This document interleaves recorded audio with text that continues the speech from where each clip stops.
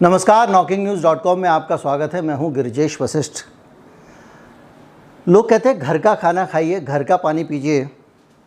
आप घर का गिलास में जो पानी पी रहे होते हैं या घर में जो आप भोजन कर रहे होते हैं, आपकी कटोरी, आपकी प्लेट और आपका गिलास, ये भी इतने खतरनाक हो सकते हैं कि आपके अंदर कैंसर का जोखिम 4 गुना बढ़ा दें।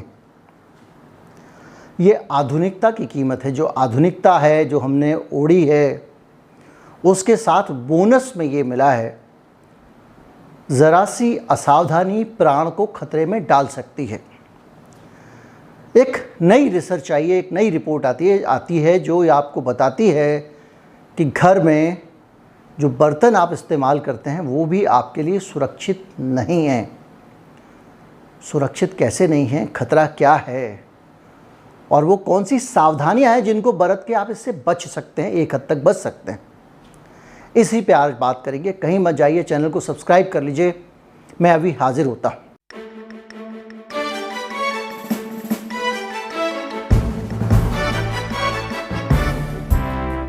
हमारी खबरों और हमारी सूचनाओं को अगर आप पसंद करते हैं तो आप हमें सपोर्ट कर सकते हैं। हमारा UPI ID डिस्क्रिप्शन में है, उसके ज़रिए आप भुगतान कर सकते हैं और एक QR कोड भी आपका स्क्रीन पर दिखाई देगा। ये दोनों तरीके हैं। इसके अलावा एक दिल का निशान बना होगा, थैंक्स बटन वीडियो के नीचे, उसका भी आप इस्तेमाल कर सकते हैं। दरअसल आप जो पानी पीते हैं गिलास में, ये उतना असुरक्षित नहीं है, लेकिन असुरक्षित हो सकता है।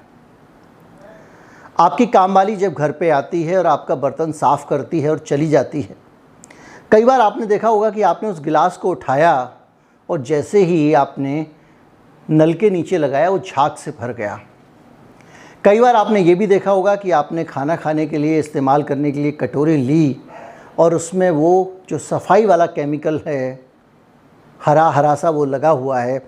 और कई बार आप लिक्विड डिटर्जेंट इस्तेमाल करते हैं जो बहुत कम मात्रा में इस्तेमाल होता है, इसलिए अगर वो छूट जाता है तो दिखाई भी नहीं देता है। क्योंकि आप जो केक इस्तेमाल करते हैं उसमें कुछ फिलर्स मिलाए जाते हैं, यानी डिटर्जेंट इतना ही होता है लेकिन उसको ज़्यादा मात्रा बनाने के लिए तो फिलर्स भी होते हैं। तो ये जो आप बर्तन साफ़ करने वाले केमिकल का इस्तेमाल करते हैं, वो केमिकल, जो लोग राख का इस्तेमाल करते हैं उनकी तो बात ही अलग है, और मैं उनकी बात बिल्कुल नहीं कर रहा हूँ जो डिटर्जेंट में थोड़ी राख मिला देते हैं और कहते हैं कि हमारा सबसे अच्छा डिटर्जेंट है, उनकी भी बात नहीं कर रहा हूँ। लिवर कैंसर पे जो रिसर्च करने वाले एक एक्सपर्ट ग्रुप है, उसने 100 लोगों को चुना था, जिनमें 50 लोग ऐसे थे जिनके अंदर लिवर कैंसर था। और इसमें दोनों समूह के जब ब्लड सैंपल लिए गए, यानी आधे लोग जिनको कैंसर हुआ था और आधे लोग जिनको नहीं हुआ था, और उनके जो ब्लड सैंपल थे उनको मिलाया गया तो उसमें बहुत सारे हार्मफुल केमिकल पाए गए जो आप अपने बर्तनों की सफाई में इस्तेमाल करते हैं। तो इसके आधार पर वैज्ञानिकों ने ये माना, सन में ये रिपोर्ट छपी है, कि जो डिटर्जेंट आप इस्तेमाल करते हैं बर्तनों को साफ़ करने में, वो कैंसर का खतरा बढ़ा देता है। और उन्होंने ये कहा कि ये 4.5 गुना खतरा कैंसर का इसके साथ बढ़ जाता है। हुआ ये था कि ये जो ब्लड के साथ में जो नमूने लिए गए, ब्लड के साथ में ये केमिकल ब्लड में चला गया जब आपने इसको ग्रहण किया, और ब्लड में जाने के बाद ये लिवर पे गया और उसने लिवर की जो अमीनो एसिड का स्ट्रक्चर है उसके साथ भी छेड़छाड़ कर डाली और इसने सीधे लिवर पे जाके अटैक कर दिया। और इसमें पूरी तरह साफ़ ना हुए बर्तन जिम्मेदार थे। 1990 से लेकर 2015 के बीच में लिवर कैंसर के मामले 75% बढ़े हैं।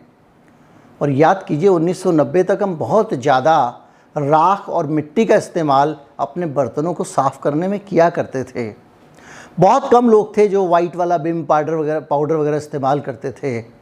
अब बहुत कम लोग हैं जो राख का इस्तेमाल करते हैं, क्योंकि किसी के घर में चूल्हे ही नहीं जलते हैं, राख है ही नहीं, तो इसलिए उनको बाहर से डिटर्जेंट खरीदने पड़ते हैं।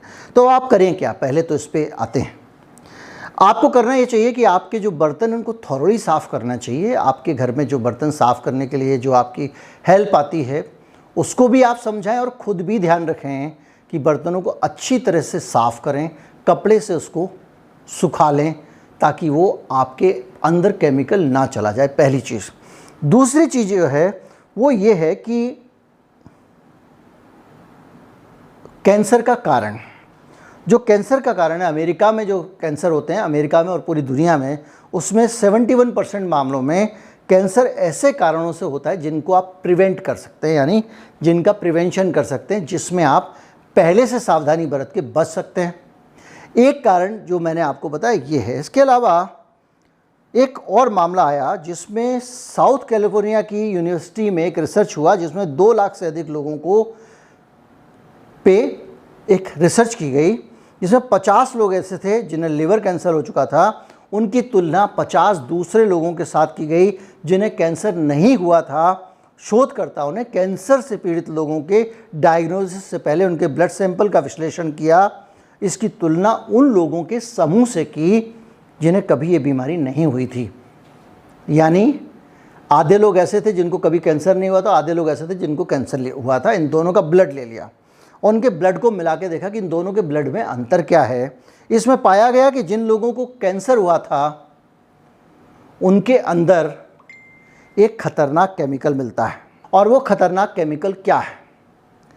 वो खतरनाक केमिकल जो है वो है फॉरएवर केमिकल।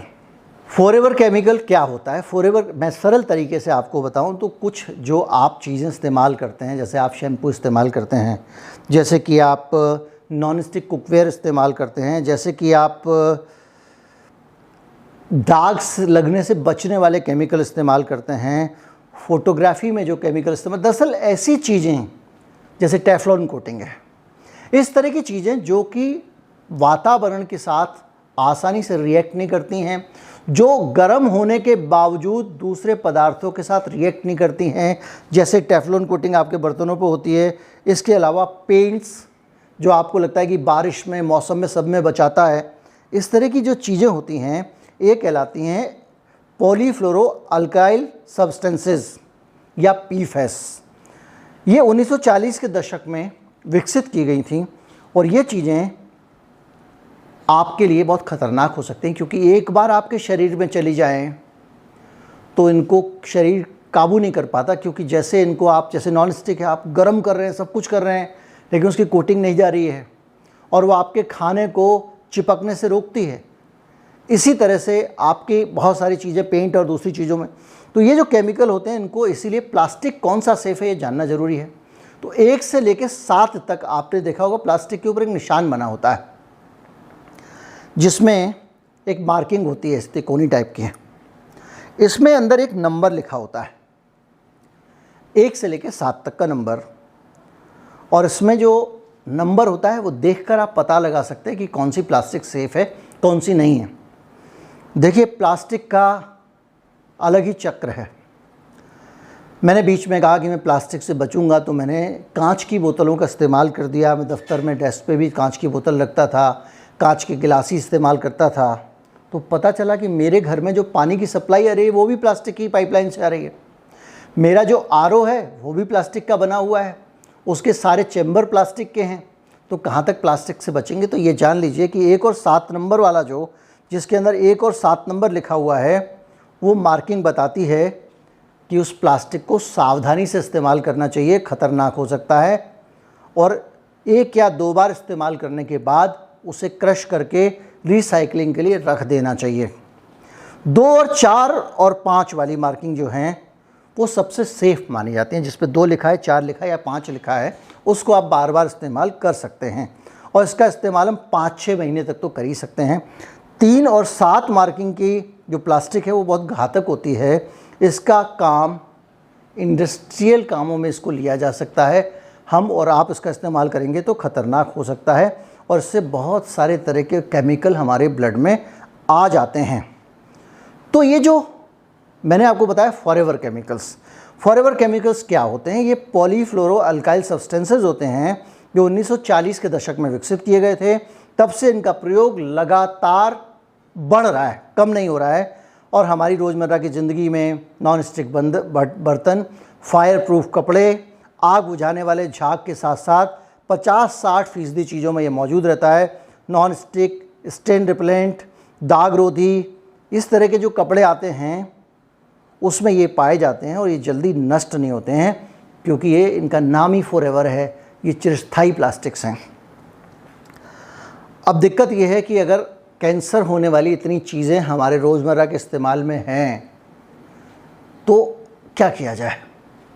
एक तो मैंने आपको बताया कि बहुत सावधान रहिए प्लास्टिक को लेकर। दरअसल हम प्लास्टिक को सबको एक जैसा मानते हैं, लेकिन अब वो दौर चला गया। भारत में इसको लेकर जागरूकता की बहुत ज़रूरत है। जिस प्लास्टिक का आप इस्तेमाल कर रहे हैं वो खाने लायक है कि नहीं, आपके स्किन के लिए सही है कि नहीं, क्योंकि जो कंपनियां हैं भारत में वो कुछ भी आपको बेच सकती हैं, कुछ भी आपको चिपका सकते हैं। और भारत में एक और बड़ी समस्या ये है कि भारत में बड़ी संख्या में गरीब लोग रहते हैं और ये बहुत बड़ी रिसर्च वाली उस तरह की कॉरपोरेट कंपनियां ये अपना मोटा मुनाफा वसूल करना चाहती हैं। तो ये जो कंपनियां हैं इनका माल भारत में लोग अफोर्ड नहीं कर सकते, तो लोकल माल बहुत बनता है। बुध बाज़ार, मंगल बाज़ार, शुक्र बाज़ार, शनि बाज़ार टाइप के लगते हैं, या हाट लगती है गांव में, वहाँ से जाके लोग खरीद लाते हैं प्लास्टिक का सामान। अगर आप उसके ऊपर मार्किंग देख लें तो हो सकता है 1% के लिए आपको पता लग जाए कि भाई ये 1 नंबर है या 7 नंबर है, बहुत ख़तरनाक है, बच के रहना चाहिए। उम्मीद करता हूँ ये वीडियो इन्फॉर्मेटिव रहा होगा, आपको बहुत जानकारी मिली होगी और ये आप जान गए होंगे कि भैया बर्तन अच्छे से साफ़ करना चाहिए।